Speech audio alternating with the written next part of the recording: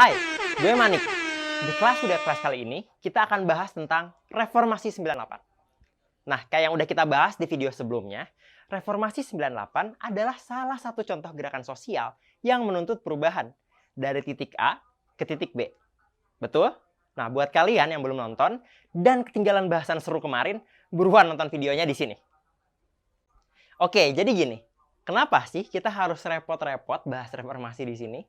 Kenapa topik seputar 98 itu layak diangkat? Ya sejujurnya gue juga nggak tahu ya ini tuh layak atau enggak. What the fuck? Tapi menurut gue nih ya, Reformasi 98 adalah cornerstone dari sejarah Indonesia modern. Sistem politik dan ekonomi yang kita miliki sekarang adalah konsekuensi dari gerakan masyarakat Indonesia di tahun 98. Kenapa masa jabat presiden dibatasi jadi 2 periode? Bukan 3 loh ya. Misalkan, kenapa tentara gak boleh jadi ASN?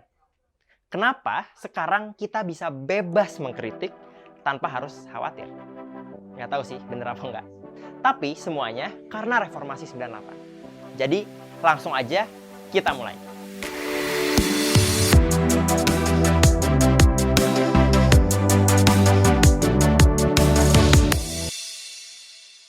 Sebelum masuk ke dalam penjelasannya, tolong garis bawahi bahwa di sini kita hanya akan membahas peristiwa reformasi dari perspektif sejarah. Dan kayak yang gue udah bahas di video sebelum-sebelumnya, kita juga tahu kalau gerakan sosial itu kan sangat luas dan kompleks ya. Jadi di sini kita bakal bahas poin-poin yang gue anggap relevan aja. Oke? Kalau ditinjau sebagai peristiwa sejarah, gerakan 98 itu ya ibarat erupsi dari gunung api yang emang udah lama banget kontraksi. Tinggal nunggu ledakannya aja. Nah, tapi kalau kita generalisir, sebenarnya reformasi itu juga disebabkan oleh sentimen anti-rezim yang terakumulasi 2 dekade lamanya. Sentimen anti-rezim ini itu lahir sejak dekade 1970-an. Hal itu juga terjadi karena kuatnya kontrol dan represi yang dijalankan oleh kepemerintahan Soeharto. Sebagai contoh dari bentuk ekstrim koersi yang dilakukan rezim Soeharto, kita bakal bahas peristiwa Malari sedikit di sini. Apa itu peristiwa Malari? Nah, gue bakalan sedikit cerita nih ya. Jadi di 15 Januari 1974, Perdana Menteri Jepang namanya Kakuei Tanaka, dia datang ke Jakarta untuk berunding sama Presiden Soeharto. Nah, di hari yang sama, ribuan orang yang mayoritasnya itu terdiri atas mahasiswa sama pelajar SMA turun ke jalanan di Jakarta untuk menentang derasnya investasi Jepang yang masuk ke Indonesia waktu itu. Nah, aksi yang awalnya berlangsung damai, kemudian jadi ricuh. Kekerasan yang dilakukan aparat untuk meredam aksi para demonstran berdampak pada meninggalnya 11 orang demonstran dan lebih dari 100 orang mengalami luka berat dan ringan. Kelak, peristiwa tersebut dijadikan alasan oleh rezim Orde Baru untuk membungkam kelompok mahasiswa.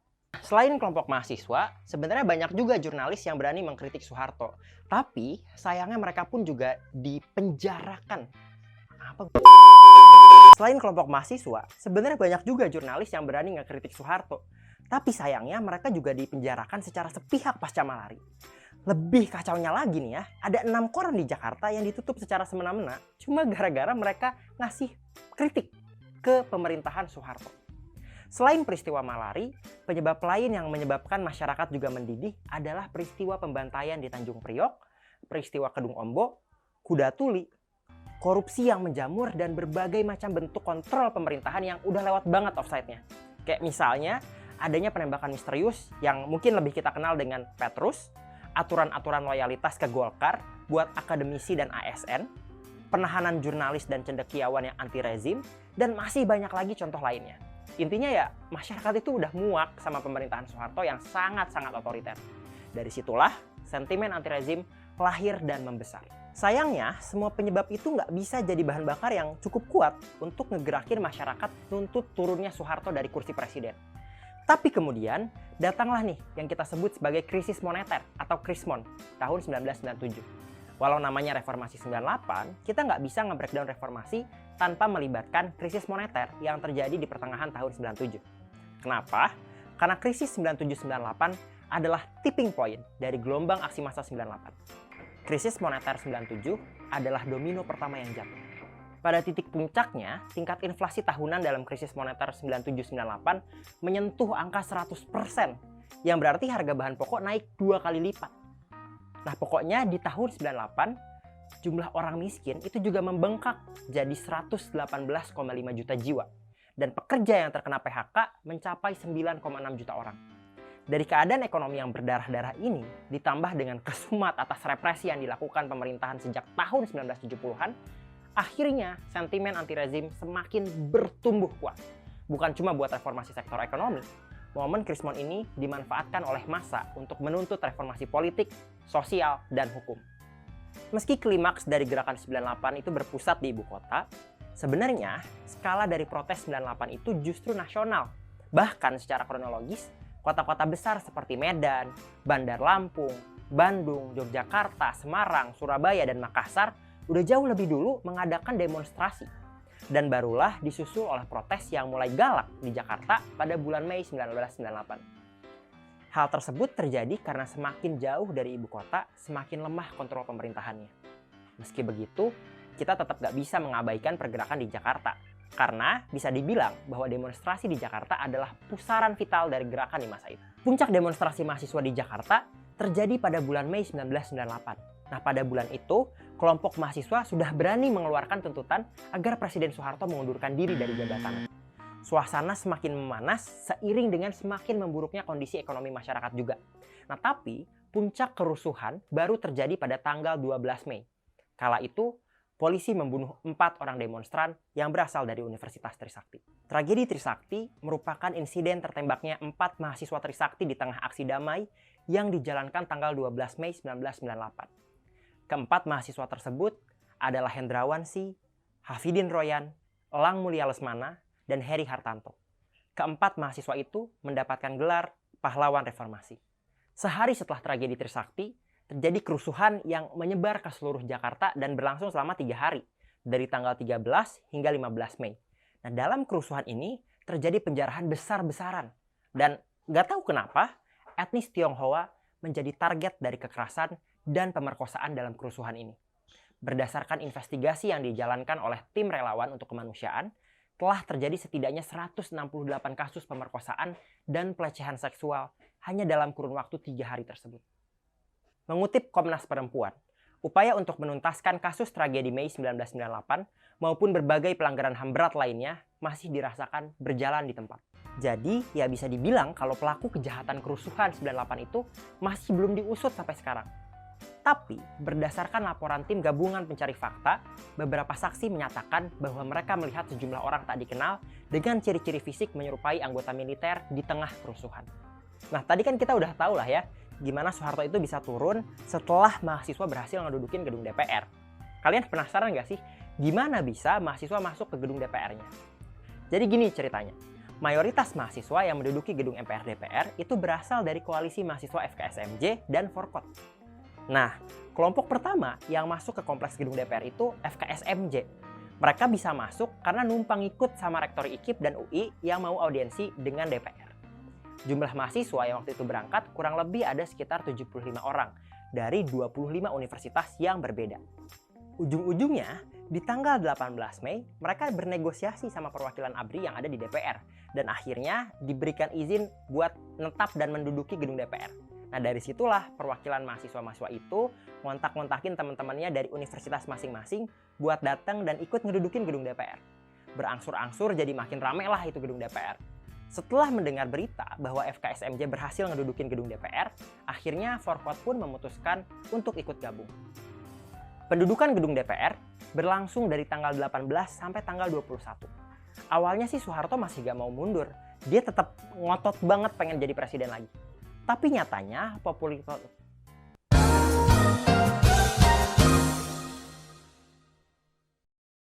pendudukan gedung DPR berlangsung dari tanggal 18 sampai tanggal 21.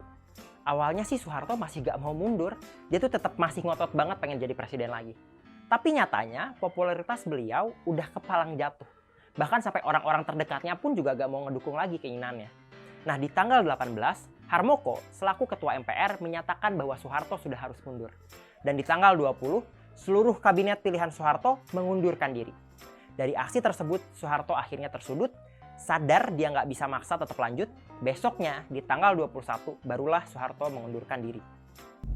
Saya memutuskan untuk menyatakan berhenti dari jabatan saya sebagai Presiden Republik Indonesia terhitung sejak saya bacakan pernyataan ini pada hari ini, Kamis 21 Mei 1998. Sekarang, setelah ngebahas reformasi 98 secara kronologis, dari kapan, di mana, siapa, dan bagaimana, kita sampai di bagian terakhir.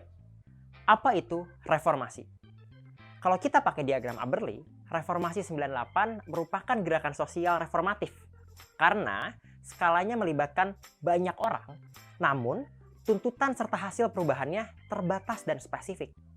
Walau kelompok yang terlibat dalam gerakan 98 memiliki tuntutan yang beragam, tapi kurang lebih tuntutan reformasi dapat kita rangkum ke dalam 6 poin, yaitu 1. Penegakan supremasi hukum. 2. Pemberantasan KKN dalam bentuk reformasi birokrasi. 3. Adili Soeharto dan kroninya. 4. Amandemen UUD 1945.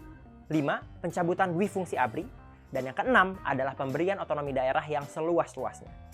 Tuntutan-tuntutan itulah yang menjadi nas dari reformasi. Bukan Soeharto yang akhirnya mengundurkan diri. Bukan juga aksi koboi pihak pengaman yang berdampak pada hilangnya banyak nyawa. Reformasi terjadi karena rezim yang berkuasa saat itu gagal mengatasi dampak dari kegagalan sistem bernegara yang telah mereka bangun dan kembang biakan selama lebih dari 3 dekade. Jatuhnya rezim Soeharto merupakan peristiwa pecahnya gelembung kenyamanan bagi masyarakat Indonesia. 32 tahun panjangnya, masyarakat Indonesia hidup di bawah ilusi kenyamanan yang dibalut dengan fatamorgana pertumbuhan ekonomi. Bukan berarti hidup baru dimulai ketika gelembung tersebut pecah. Kita semua juga tahu bahwa Indonesia telah lahir sejak tahun 1945. Apalagi dengan proses kemenjadiannya, trayektorinya lebih panjang dan bau amis. Pecahnya gelembung adalah suatu proses kelahiran yang baru. Setidaknya, untuk sesaat, masyarakat Indonesia dapat menikmati angin segar di seluruh penjuru. Tapi, masihkah? Runtuhnya rezim otoriter Orde Baru ditambah dengan angin segar demokrasi menimbulkan secercah harapan akan Indonesia yang lebih baik. Akan tetapi, angan tersebut tidak berlangsung lama. Menurut Edward Espinal, dalam bukunya yang berjudul Opposing Soeharto, Compromise, Resistance, and Regime Change in Indonesia, setidaknya terdapat 3 tantangan besar yang menghambat wacana demokratisasi republik ini. Pertama, pihak militer yang memiliki kekuatan politik yang besar melihat bahwa merekalah suksesor Soeharto untuk memimpin Indonesia. Kedua, menguatnya kelompok yang terjadi di berbagai wilayah seperti konflik Poso dan Sampit yang mengancam keutuhan wilayah negara. Dan terakhir, berkembangnya kekuatan politik kelompok Islam. Ketiga tantangan tersebut, ironisnya, malah diakomodasi untuk berintegrasi dengan sistem politik yang baru seumur jigung. Ketiga tantangan tersebut, ironisnya, malah diakomodasi untuk berintegrasi dengan sistem politik yang baru seumur jagung. Akibatnya, muncul bentuk-bentuk kompromi yang memposisikan keberhasilan praktik demokrasi dengan kualitas demokrasi secara diametral. Nah, pola tersebut mengingatkan publik akan praktik demokrasi yang terjadi pada masa Orde Baru, yakni kompromi Soeharto terhadap kelompok masyarakat yang patuh pada aturan main rezim. Kemudian, kelompok masyarakat tersebut adalah kelompok yang sama yang perlahan semakin berkembang menjadi raja-raja kecil di wilayahnya. Mereka mengeruk keuntungan dari perlindungan politik yang dimungkinkan oleh sistem politik Orde Baru. Konsekuensinya, muncul kelompok-kelompok semi-oposisi. Mereka adalah kelompok masyarakat yang bersikap kritis terhadap kekuasaan rezim, namun tetap menikmati keuntungan dari skema politik Orde Baru. Sampai pada titik ini, gue justru malah jadi teringat dengan dongeng Kotak Pandora. Sebenarnya, apa yang dimaksud sebagai reformasi? Nah, sekianlah bahasan kita tentang reformasi kali ini. Kalau menurut kalian kayak gimana, silahkan sampaikan di kolom komentar ya. See you di kelas dan kelas selanjutnya. Thank you.